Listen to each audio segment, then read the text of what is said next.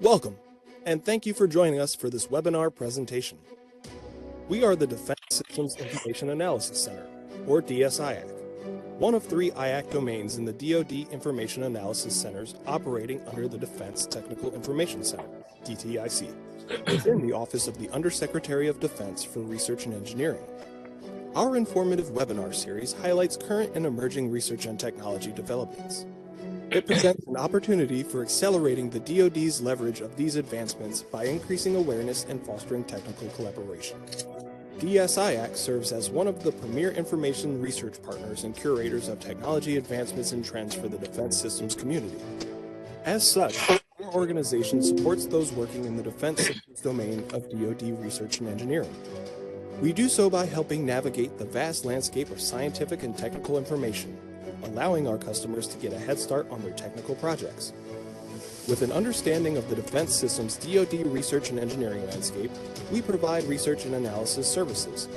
We help unlock access to information, knowledge, and best practices from government, industry, and academia to stimulate innovation, foster collaboration, and eliminate redundancy. We hope you enjoy this webinar presentation and that it serves as a catalyst for community collaboration and improved DoD defense systems research.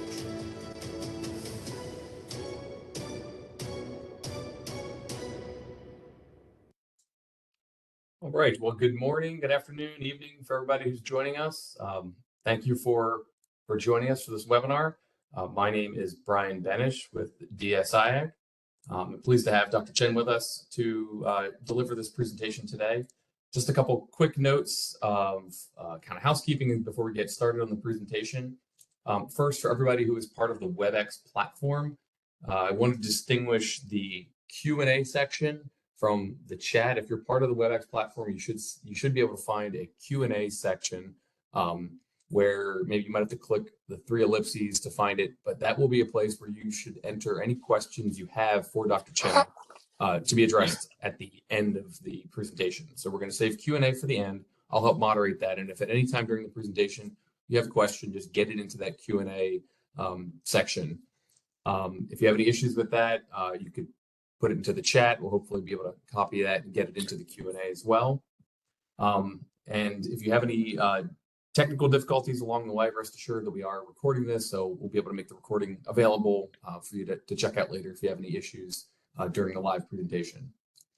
But that should cover just about the bases for logistics here. So I'm going to go ahead and hand over the mic to Dr.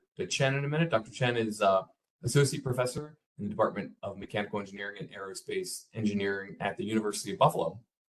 His research at University of Buffalo's Multiscale Computational Physics Laboratory has been supported by the DoD, Department of Energy, National Science Foundation, NASA, and numerous other outlets, including a feature in Aerospace Testing International and a radio show in Austria. His current interests include compressible turbulence, supersonic and hypersonic flow physics, high-temperature ceramic matrix composites, uncertainty quantifications, and data science. He's a fellow of the American Society of Mechanical Engineers and an associate fellow of the American Institute of Aeronautics and Astronautics. And he's got over 50 peer-reviewed journal articles on multiscale computational mechanics, theoretical computational fluid dynamics, atomistic simulation for thermoelectric mechanical coupling. He's got his PhD in mechanical and aerospace engineering and applied mechanics from the George Washington University. And so we are very pleased to have Dr. Chen here to present on the multi-scale study of hypersonic vehicles from turbulence to ceramics. And so Dr. Chen, I'm going to go ahead and mute myself, hand the mic over to you, and I will be ready to flip the slides. All right, thank you, Brian. Good morning, good afternoon, and good evening, wherever you are. And to me, I'm in the East time zone, so now it's lunchtime. So if you are in the East time zone with me, feel free to enjoy your lunch. I will eat it afterwards. But like Brian said, my name is James Chen. So I'm a faculty at University of Buffalo in the Department of Mechanical and Aerospace Engineering. Next page, please, Brian. And I apologize, I will need Brian to help me flip the slides because it wouldn't let me share my screen with a browser-based platform. Okay, so like I said, so right now I'm associate professor at UB and also happen to be an undergrad director for aerospace engineering. So this is the stuff So I'm a fellow of SME and associate fellow of IAA. In the past few years, I received both recognitions and also received the Outstanding Young Engineers Award in the IAA Wichita section when I was in Kansas. And then back in 2017, I have a Young Investigator Award from Air Force R. So I'm here to share the research I've been doing for the past several years with everybody. Next page, please. So here is in a nutshell, this is what I've been doing. My lab is called Multiscale Computational Physics Lab. We have a big two parts. One part is focused on fluid mechanics, or rather, we have high-speed aerodynamics. We talk about non-equilibrium flows, compressive turbulence. And then on the other side, on the right, if you guys can, I don't know if you guys see my cursor, but that's okay. On the right-hand side, the red part, you can see that's on the mechanics and materials part. So we focus on fraction mechanics, coarse grain MD, and all these will actually contribute to have a next generation hypersonic vehicles, or rather hypersonic objects. So non-equilibrium flow will go to RGB, which stands for rarefied gas dynamics. Compressive turbulence go into turbulence boundary layer. And then for fracture, we look at our TPS ablation, and our coarse grain MD will allow us to study the microstructure evolution. And today, I will just give an overview on what we've been doing for several years. There'll be some more recent work. It's not in this slides, but I'll be more than happy to share with you either offline or next, if Brian invited me back, if I did not screw up this presentation today. Next page, please. All right, so first, we're gonna go into our high-speed aerodynamics parts. So when you look at our classical framework, right? So we either use Boltzmann equations for the microscale phenomena, or we use Navier-Stokes equations when we look at a continuum as a continuum equations. But if we look closely, both Boltzmann equations or Navier-Stokes equations, either from physics perspective or from mechanics perspective, they are for monatomic gases or volumeless point mass. Click the slides, right? In reality, for the real fluids, the only monatomic gases I know is noble gas, right? Most of the fluids, they are polyatomic molecules. At the same time, if you go to high Mach number or rarefied flows, you start seeing rotational, because they are polyatomic molecules, start seeing the rotational motion, rotational equilibrium, also vibrational equilibrium. And further, in turbulence, you also have those eddies. Of course, we can say, but those are just rotational motion, right? But right now, in our current framework, because this is based on volumeless point mass or monatomic gases, in each continuum point, you only have 3 degrees of freedom with the 3 translational degrees of freedom. Therefore, if you want to describe any rotational type of motion, the only way you can do is, okay, now you need to use 2 points, and then either through angular velocity or vorticity. What is angular velocity is half of vorticity, right? So you will need to either you resort to your fine mesh so that you can have those refined motion for rotation, or you just don't have it, right? But so my thought is, okay, wait a minute. If that is very important to us, why can we formulate it a framework instead of just have a 3 translation? We also have a 3 rotation in other words, in 3 principal axes. So we should have a 6 degrees freedom. Next page. So before we start constructing it, we need to know where the equation coming from, right? From physics perspective or from aerospace engineering perspective, they look at from kinetic theories. So kinetic theories, you need to have a distribution function like Maxwell-Boltzmann distribution. Okay, based on distribution function, you can derive your transport equations. With the transport equations, with the proper kinetic variables, including mass, linear momentum, energy, and then with the order of approximation for distribution. In other words, are you actually in this distribution, or are you actually slightly deviates from it? Okay, so if today you are first order linearly deviates from your Maxwell-Boltzmann distribution with the kinetic variables and transport equations, you can derive Navier-Stokes equations, which is very well documented in all the gas dynamics by Boltzmann, or you go to classical statistical mechanics, it's very well documented. Click this page, please. At the same time, from mechanics perspective, from continuum mechanics perspective, you can also derive a continuum theory through balance law, including conservation of mass, conservation of linear momentum, conservation of energies, then coupled with entropy principle, which is entropy is always increasing, right? There will be your entropy is always your thermodynamic second law causes you have inequalities, and through Coleman-Noe procedure, then you can say, okay, now I can construct a set of conservative equations, like your Cauchy stress is function of your velocity gradients, so on and so forth, right? Or your heat flux is linear function of your temperature gradient. Okay, now you can close the system, click the page, please.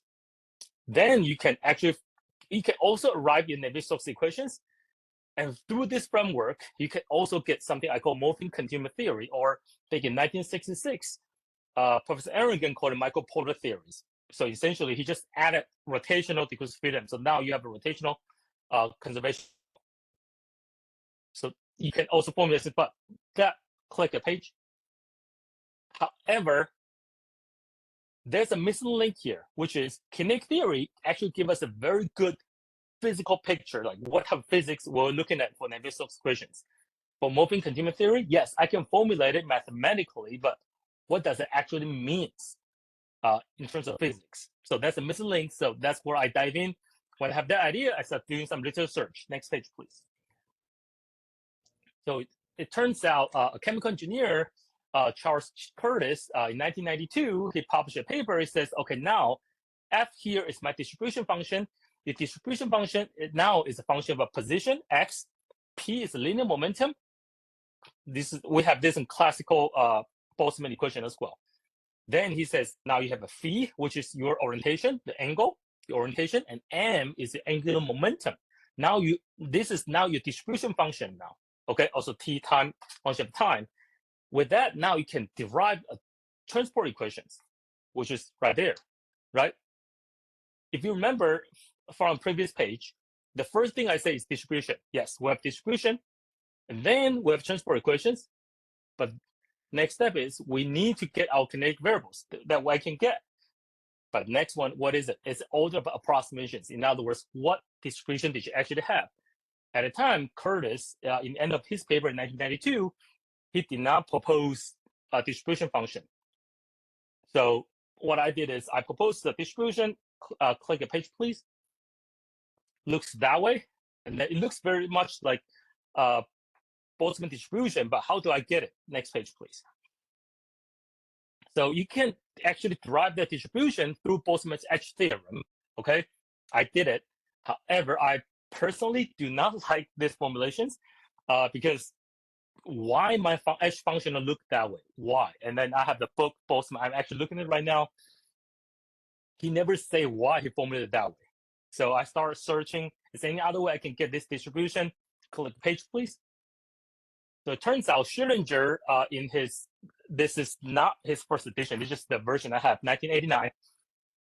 In his statistical thermodynamics, in chapter 2, he mentioned something called method of the most probable distribution. So what he's saying is, okay, now you're in your coordinate systems, okay, in your statistical systems, you have energy levels, right? And then at energy levels, now you have those particles. How does those particles distributed in your systems? Okay, and now for number of a possible scenario, that's your W right there. Okay, on the right hand, and the second equation, that's your entropy definition. That's what we call Boltzmann principle. S equals K natural log W, which is number of microstates. And that equation is actually engraved in Boltzmann's tombstone, right? So shouldn't just say we can actually derive distribution function with this way. In Schillinger's book, he derived it for Boltzmann distributions, okay? So then that got me thinking, can I use the same way to derive this distribution, which I did. Next page, please. Next, thank you. Okay, so no, go back. Thank you. So we got a distribution, right? So now we got to compare with what's the difference between this, I call it Boltzmann curve distribution, and the classical Maxwell-Boltzmann equation, Boltzmann distributions. What are the differences? Okay, the easiest way, if you look at the figure below, okay, our distribution now is a multi-dimensional system. So you have one axis for linear momentum, which is a velocity. Another axis is a rotation, right? And then your F is your distribution. So it's a 3D system. Instead, Maxwell-Boltzmann distribution is only velocity and distribution. So if you look at if you just look at this distribution, it slides right in the middle, right? Slides right in the middle. You are actually getting Maxwell-Boltzmann distributions. In other words, Maxwell-Boltzmann distributions is a special case of a Boltzmann-Curtis distribution. I'm a 3D version of a Maxwell-Boltzmann distribution.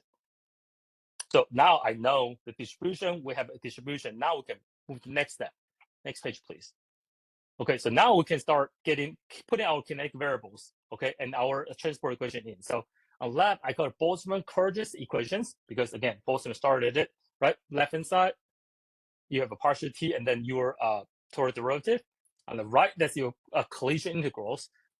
And then coupled with the kinetic variables, including mass, linear momentum, angular momentum, and internal energies, and put them all together. Next page, please.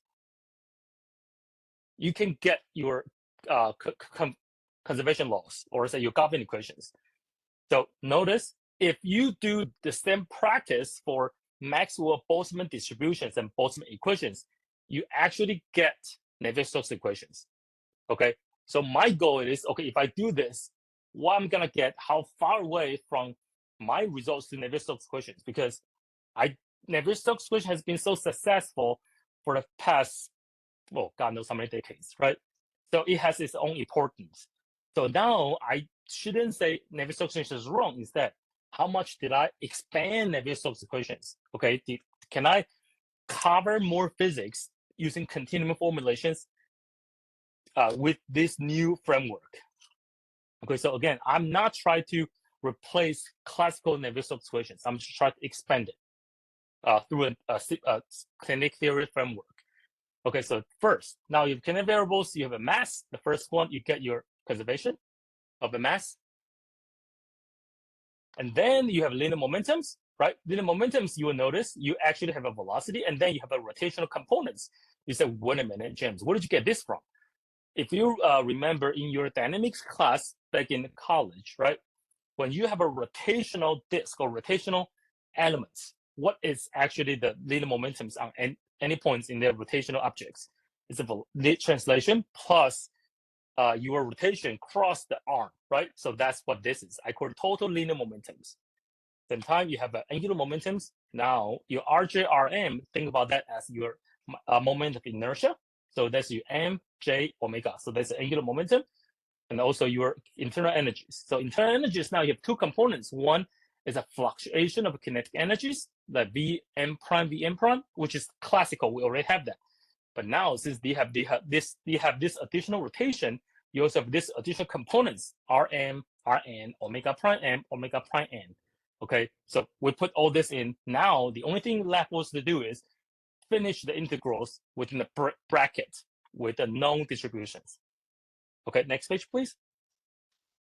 Okay. So I skip zeroth order. Okay, I can tell you if we do a zeroth order, which means my distribution is exactly the same as Boltzmann-Curtis, it will go back to Euler equations. We will prove that. It was in the paper, but because time limits, I can share all the details. But just please take my words on it. We can recover Euler equations. Okay, now today, if I do the first order approximations, okay, with the BGK approach, which is just you have a deviation of your distribution over a time constant, a rotation time constant. Classically, if we do this for Maxwell-Boltzmann distributions for Boltzmann equations, I get Navier-Stokes equations. And now, what equation should I get? What I get same equations we derive from continuum mechanics. Next page. And the answer is yes. So now you can look at this. On the top here, this is what we derive from continuum mechanics. Okay, so the left-hand side is exactly the same. Just look at right-hand side. And down there, that's the equation we derive from the Boltzmann-Curtis equations, which is from kinetic theory framework. So you have a pressure gradient as a first term. The second term, you have divergence of a gradient. Yes, divergence of gradient. So your Laplacian divergence of gradient. No, gradient of divergence. I'm sorry, gradient of divergence. You also have that. Then the third term is your Laplacian term. And now you have this extra term. And this extra term, you might think is new, but actually in a book by the group that talk about dynamics, back in 1976, they already say, okay, for rotational objects, you have this additional rotational components to linear momentums. So now continuum mechanics say it should have it. Mathematicians say, yes, you should have it. And now kinetic theories also said, yes, you should have it. So now they all agree with each other. So now we recover the balance equation, governing equation for linear momentum. Next page. Now here's angular momentum, right? From continuum mechanics, now you can say, wait a minute, now this looks a little bit different. Yes, and the answer I will tell you is yes, okay? So from on the top, from Morphing continuum theory, which is from continuum mechanics framework, the first term you have a gradient of a divergence of rotation, but I do not get that term from you if I use kinetic theories. Then it started making me worry. Okay, great. Why don't they agree with each other? And then I start reading more articles, like see how people been using this Morphing continuum theory, or say the equation from continuum framework, because they don't know what alpha beta should be. They just said equals 0. Okay, and then they can get good results. And now, to me, okay, now explains, because kinetic theory tells you if today you only linearly deviates from your distribution, from Boltzmann-Curtis distribution, you don't have that term. So that explains why alpha beta is 0. People using they are equal 0, and then it works. Okay, and then but I still have a term which is the Laplacian rotation. Okay, and also the last term, which is because you have a rotation and then the two rotations going on at the same time. So this is what I call absolute rotation. So what it means is, think about your moon and your Earth, right? So the moon is on the same same speed as the spin of the Earth. That's why moon and Earth always face each other at the same time. When that happens, this last term equals 0. Okay, so I will think you are now rotating, but the matter of fact is you are spinning. It just happened to be me revolving around you is on the same angular speed as you're spinning. So that's why we're always facing each other at the same side. But this is what this term describes, okay? Describes the angular velocity between your spinning and other people going around, revolving around you. They also contribute to angular momentum. Okay, so now we have these two equations. Next page. I gotta ask myself, right? Like I said in the beginning, Navier-Stokes equations has been so successful in the past, so many decades. It has to be right. So I cannot say they are wrong. But how can I recover my Navier-Stokes equations? Then something dawned on me. Click it, please. Remember, I was talking about the angular velocity thing, right? So instead of classical theory, if they want rotation, they need to use half curl v. Okay, half curl v, angular velocity. And here I said, no. If you want to know about rotations, you actually have your own degrees of freedom to solve for it. So if today I say, okay, now I don't need this additional degrees of freedom anymore. I just want half curl v. So I force these conditions back in the Navier-Stokes equations. Next page, please. I actually recover Navier-Stokes equations. So up to this point, it tells me, okay, I introduced this additional degrees of freedoms. It actually is just, instead of resort to this half curl v so that I can see the rotational motion, I need two continuum points. Now I'm solve directly to it. But if today I don't want it anymore, I can just use the Navier-Stokes equations. So in other words, today the question becomes, when are they important? Are they important? Do I need it at all?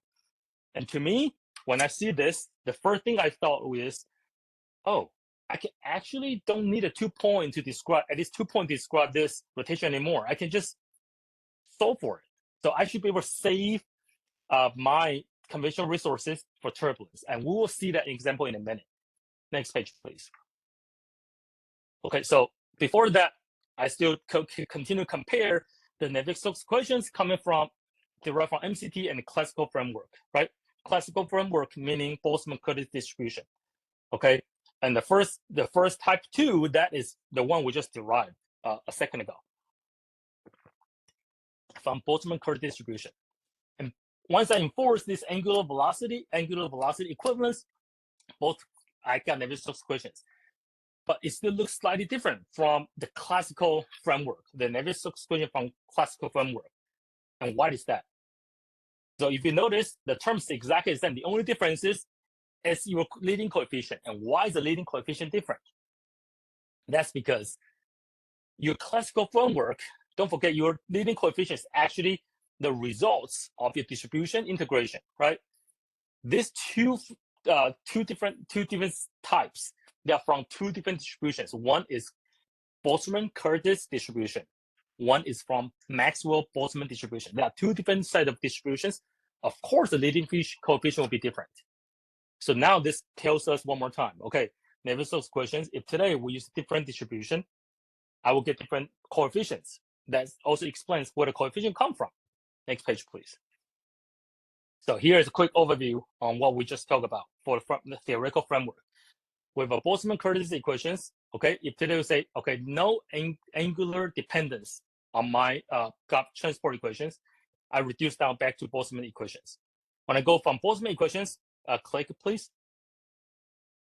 How do I go from Boltzmann to the equations we've been using, including MCT I just introduced, Navier-Stokes equations, and Euler equations. Now, click it, please. If I do Boltzmann, first order Boltzmann distribution, again, Navier-Stokes equation type 1, that's the one everybody's been using. Click again, please.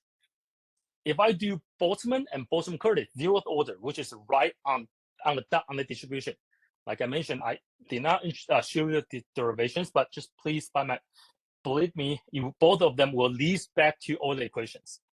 Okay, I want to click, please. If I do Boltzmann-Curtis distribution, just to linearly deviate from it, I get the morphing continuum theory equations. Okay, so now from top down, we have the physics framework established. Let's go sideways. Click it, please.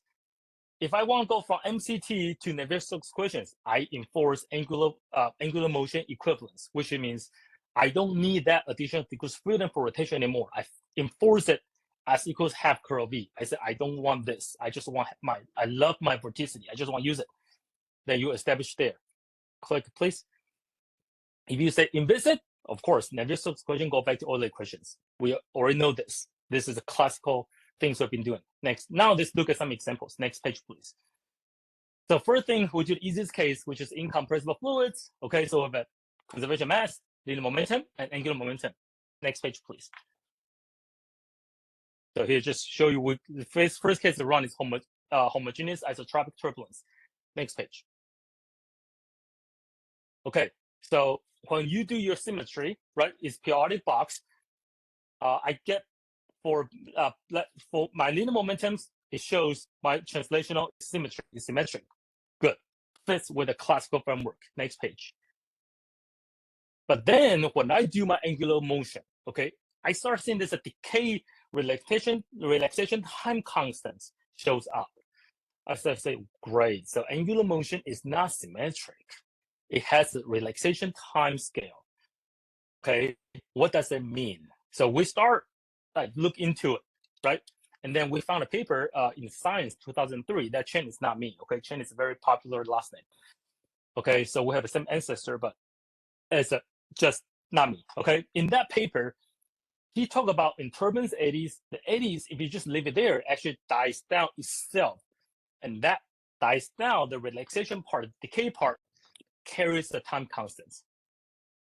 Okay, that Dr. Chen, that author, measured it experimentally. Now, theoretically, we can show, because this is a rotational motion, so we can understand this is the smallest 80 we can capture from our continuum framework, and then it comes down with the relaxation time constants. That's how it dies down. So it fits both experimentally. Now I know something, I can explain what this is. Now I feel better. So with this, let's move next. Classically, we can see how energy cascade from kinetic energy down to internal energies. So notice, classically, all you have is the black route, which is d double dot d, okay? And everything we understand is all embedded in this. But now, since now you have this rotation, you have 4 different energy routes. So you have 5 total energy routes, okay? Next page. But for this 5 energy route, if I add them up, right? So let's just call them total kinetic energies instead of translational kinetic energy and rotational. Just add them up. You end up in 3 energy routes. So they will include the classical one, which is right in the middle. Everybody understand this. On the left, the gradient W, double dot gradient W. That will be, you can think about, you have 2 eddies sitting side by side, and they're spinning in a different speed.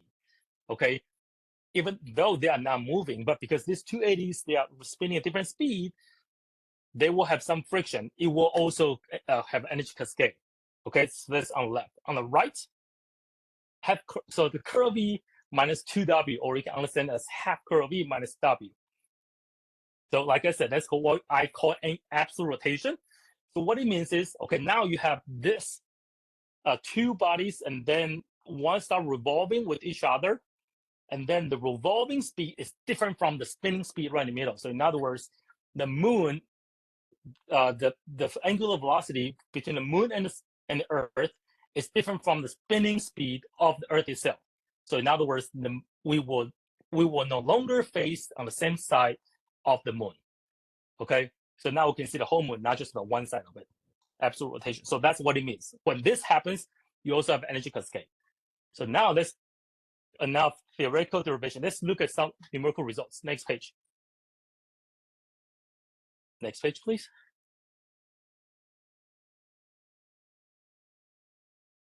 Next page, please, Brian. Are you seeing it with the link? I'm just seeing my animation. Oh, okay. Oh, here we go. Okay. So now this is the energy cascade rate. Okay. The blue is a classical homogeneous isotropic turbulence. This has been done experimentally, also numerically. So we'll get these results. Okay. And if you remember a while back, I showed now with this rotation, I have 5 different energy routes. Okay. So 5 orange lines are 5 different energy routes. So I want you to just take a quick look. So on the right, the solid line in the middle, it looks 0-ish, okay? And then the 2 dashed line and dotted line of orange on the right looks symmetric. So when they add them up, it should equal 0, okay? On the left, the dashed line looks 20, right? Oscillating around 20-ish.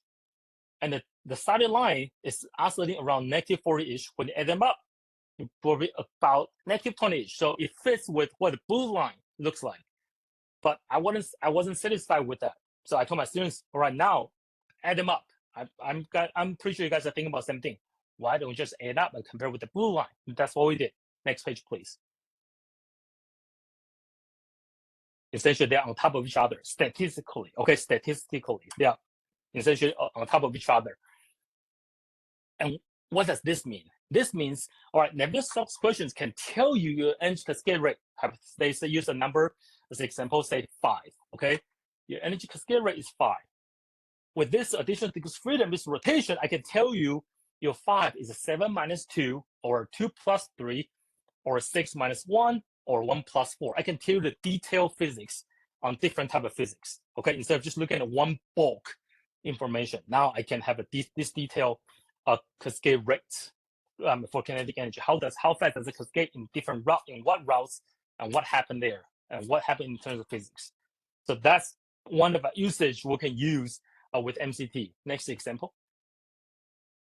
Okay, so we tested on the supersonic turbulence over 8-degree compression ramp. Okay, so we compare with the experiments done by Kunz. I believe that was a Princeton data. Okay, we compare with the 8 degrees compression ramp with the Mach number 2.94, or they call it Mach 3. We compare the mean pressure and mean velocity. Okay, next page. Next page. So first thing, so you can start seeing the velocity there fits perfectly. Next one. Second point fits perfectly. Next one. All 3 velocity fits perfectly. Okay. Let's take a look at pressure. Next page. Click it. So now you can see the dotted line. That's experimental data. Okay. The dashed line, that's rains. Again, this is from our one of our papers, which is you can see in the previous page. It was from physical fluids. Even rains cannot capture it. Okay, they have so many knobs they can tune, they cannot capture it. But our MCT, our pressure distribute, our mean pressure predictions actually better than ranks. So at least I can say, okay, one, I don't have ad hoc closure model I have to use. Okay, I solve directly, I get a better pressure prediction. Okay, so for DNS people, they usually tend to not use ranks. Okay, I mean, they sometimes use LES just for larger scale, but almost never use ranks. Okay, but because we don't in general, we don't like the ad hoc Turbulence models. But now you have a way by solving using DNS, just solving one additional degrees of freedom, you can get some new physics and get some better results. Okay, and it fits with the velocity, fits with the pressure. Next page. So here is just an animation shows you for rotation, translation, internal energies. So they are essentially see how these three triads, how did they interact with each other, how did they decay. Okay, and this will, of course, in order to establish the detailed mechanism, will require more experimental work. And I believe, in my opinion, experimentally is still a bit behind compared with the framework I have in mind. Of course, I'm not very knowledgeable in experimental setup. If you have any suggestions, I'll be all ears that we can talk more about it. Next page. So then next thing we try is Transonic. If you remember a while back, I said turbulence, we need a mesh resolution so we can capture as small as 80, right?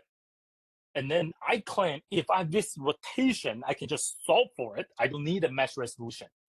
I don't need to use that fine mesh. So then we have an idea. Let's go find the experiments and then find someone else's DNS. They compare with the same experiments, and then we do 100% to the T compare with them head to head and see what happens. So we'll pick a problem for transonic flow. So 0.6 in the unit in infinity in the far field coming in over the hill, a 3D bump, and then compare with the DNS by Castana. That is a paper published in Computers and Fluids, and also experiments done by Simpson. Again, we did not pick the experiments, and we did not do the DNS. Okay, the experiments was picked by the Castana in that DNS paper. We just simply just to the T compare, and then we want to see where we stand. Next page.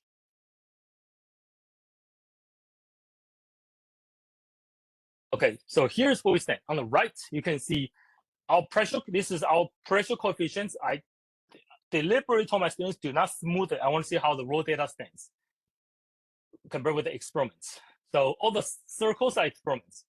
You can see our data. We capture the first shock, both secondary shock and the shock coming in the hill and down here, the expansion band. We capture both compared with the experiment data very nicely.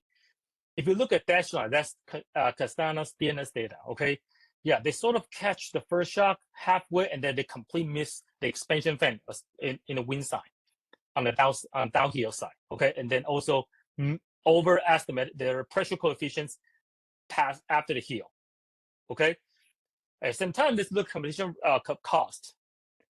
I have more information in the paper we published in the IW journal, but in the Castana's DNS paper, they use 54 million cells. Okay, again, we did not run it. I don't want people to say we're using unfair comparison. We just report what they use. Okay, they use 54 million cells, and then our simulations we only use 6 million cells, which is a little less. And then in the paper, we also reported in our Y plus in our critical region, we only need half of the cells they need. Okay, we only need half of the cells they need. I believe they need 20 cells in Y plus. Pardon me, I can't remember exactly Y plus the thickness of it. But if you are interested, we can talk offline. I can find out a paper. And on the left-hand side, in the past, we always use vorticity-based vortex identification methods, right? And then we know vorticity is only Galarian invariant. So if you are in other frame, you might not be universal. You won't be objective. So in other words, it's not frame difference. It's only Galarian. So it's only invariance in the translational frame or constantly rotational frame. However, the absolute rotation I introduced, okay, the curl V minus 2 omega is an objective description for rotation, okay? In other words, it's frame difference. So I just find the second variance of my rotations, okay? Same way people use vorticity for Q criterion. exactly the same methods. I can also see this beautiful hairpin vortex for turbulence. Okay, the turbulence structure, the downside, the hairpin structure. Okay, so now we can also claim, hey, we have objective description for vortex identifications if we use MCT. So this is another plus using these methods. Next page, please. Okay, so let's go even bigger now, but this time we pick a very simple problems, a 1D shock profile. Okay, I want to see, because Navier-Stokes equations, from the data I see here, you can see all the blue circles are Navier-Stokes equations. Again, you can see all the references there. We did not do those simulations. We just merely report what other people have done. Okay, compared with the experiments, you can see Navier-Stokes equations essentially cannot even predict the shock thickness, the reciprocal shock thickness about after Mach 2. Okay, they are overshooting. Okay, while experimentally compare well with DSMC direct simulation Monte Carlo or experiments or Burnett equations, which is higher order equation, they all agree with relatively well. Okay, but Burnett equations is extremely unstable. Okay, so I want to see what does MCT stand. If I use MCT for these problems, what did I get? Next page, please. As you can see, just look at reciprocal shock thickness, or you can predict the reciprocal shock thickness all the way to Mach 9. Okay, which is, or for nitrogen case, I can all the way to Mach 10. It's doing way better. So it's numerically stable. Whatever numerical method we've been developing in the past for Navier-Stokes equations can be used here. And we can do from incompressible, transonic, supersonic. Now this is hypersonic up to Mach 10. And then in the related papers, which I did not have time to report it, we also do the heat flux prediction. It also does pretty good compared with the Navier-Stokes equations. We can go all the way to about Mach 6, Mach 7, because above that heat flux, I believe our heat flux model is not 100% accurate. That's why we are off but we still do better than Navier-Stokes equations. Again, if you have interested, shoot me email. I can share the paper with you. All right, so now we established all of flow physics. Let's go next page. Oh, I forgot this. So when you run the simulations, you might say, oh, so now you have all this, right? Every time you heard somebody pitch you some new products, you say, but it must be expensive, right? Because it got so many different functions. Don't worry, we have tested for static scaling so that we coded it in the DOE machines, so I can see where is the computational latency and also what is the memory effects. Okay, where is the optimal region?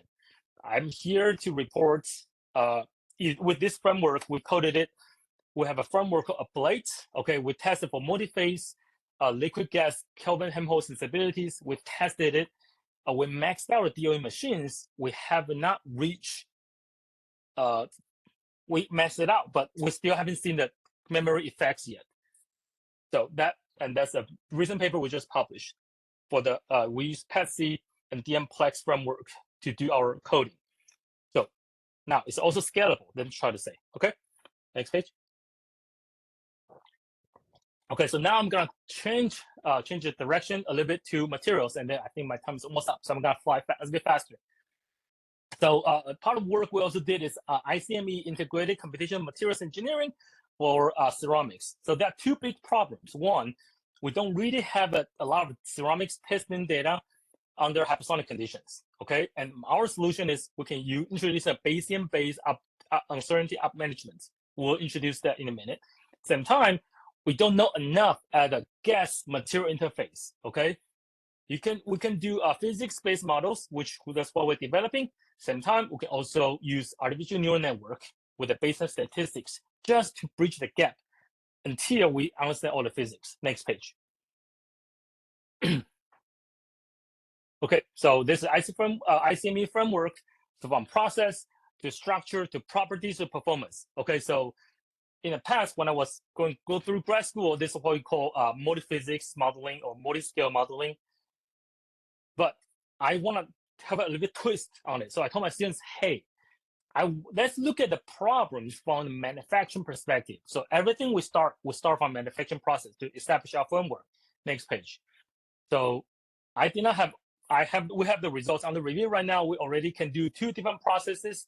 One's called CVI, chemical vapor infiltrations. Essentially, your prefab ceramics usually is holes. They are porous, right? So CVI is a way to seal those porosities. We can also do a second process. Next page, please. We call additive manufacturing.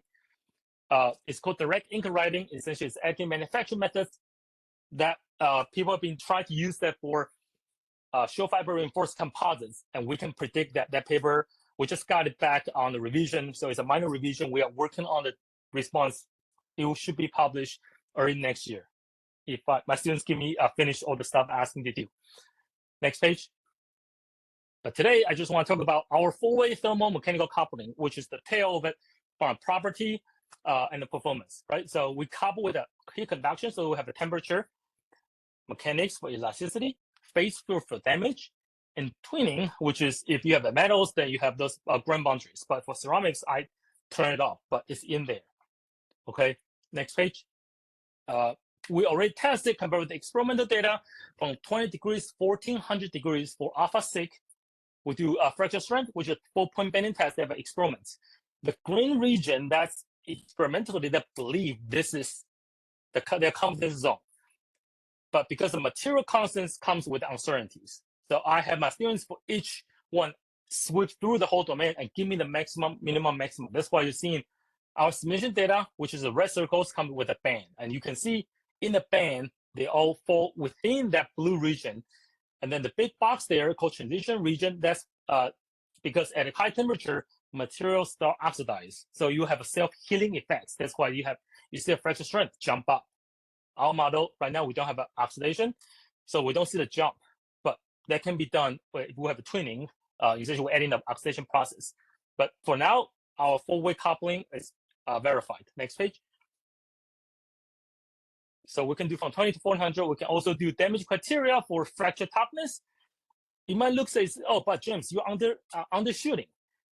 Here I should mention, when they do the experiments, right, for both bending tests, you do a notch at the bottom. What kind of notch they do, they can actually report it, and different notch will get you different fracture toughness. If you look at this, we're actually not that off. We're off by maybe 10%, which is, I believe, in my opinion, still acceptable, because when they do measurements, it's very subjective in a way when they do the notching. Okay, next page. Okay, so like I said, we don't have a lot of data, right? So the 15% confidence region, that's what they reported back in 1997. So today, if I have more data, people start doing different experiments comes in. Can I have a live database to have updated confidence, or say for validation for material performance? And the answer will be next page. We use Bayesian updates. Okay, you can do Bayesian statistics, and we feed in our synthetic simulation data. We were able to reduce the low end for low temperature region. We can reduce from 15% to 12%. At the same time, for a high temperature region, you reduce from 15% down to 9.5%. Okay, and then at the same time, the mean will get updated as well, because we assume the experiments will do better, right? The new experiments should get better than the old experiments. So that's one tool we developed. Next page.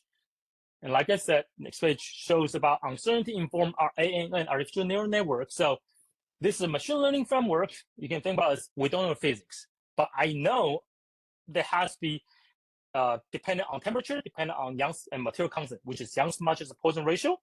And both Young's Modulus and Poisson ratio comes with a distribution.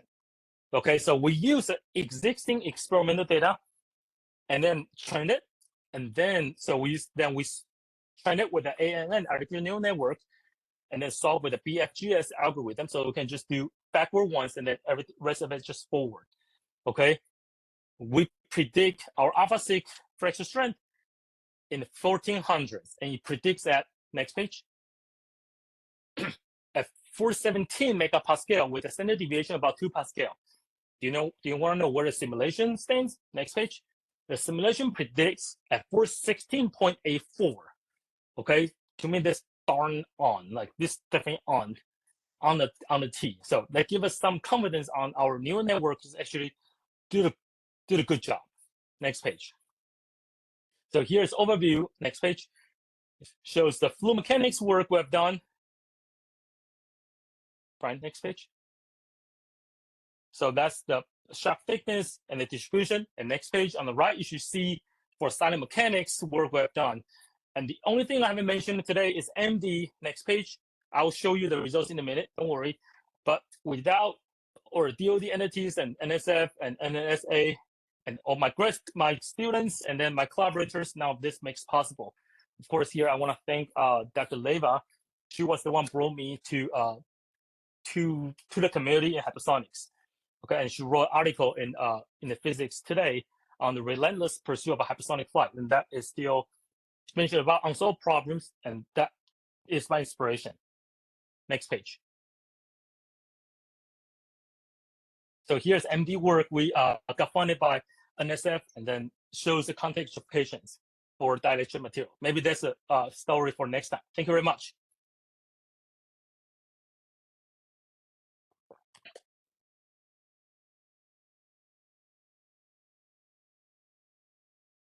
Brian, can you still hear me?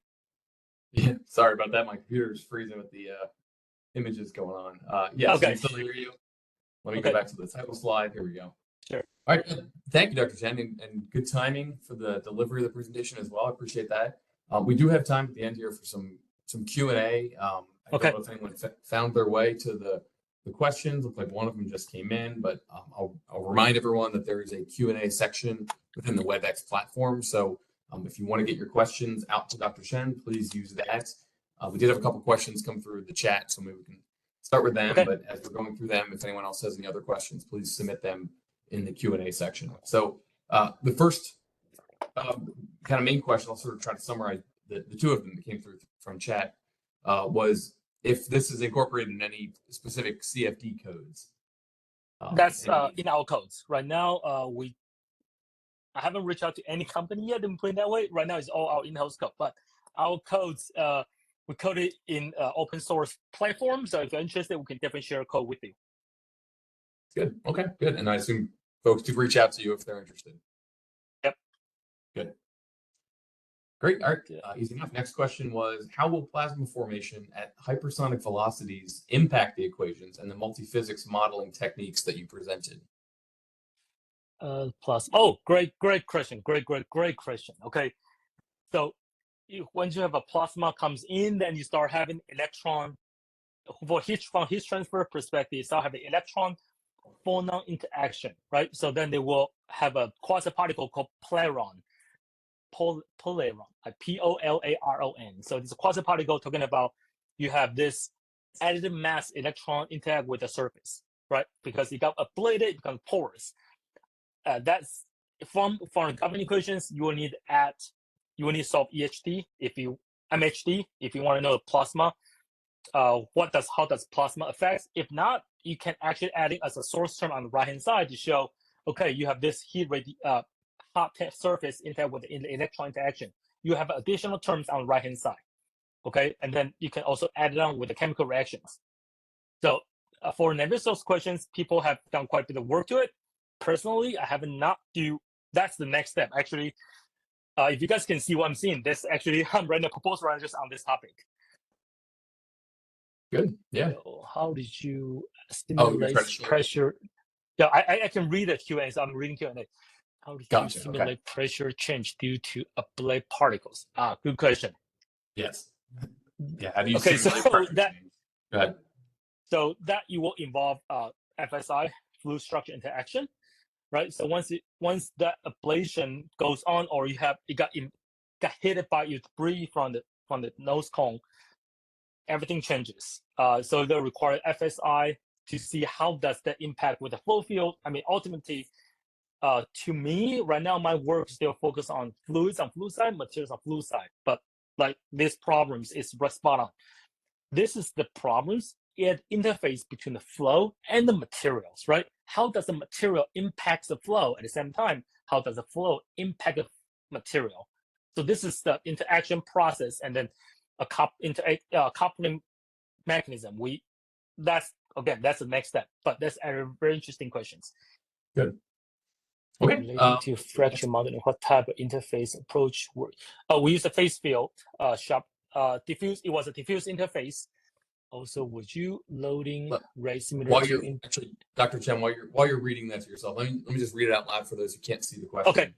Yeah. So the question is asking, relating to the fracture modeling, what type of interface approach were you taking for that modeling? That is a sharp interface approach or a diffuse interface approach, and also were you loading rates similar to the literature that you were comparing it?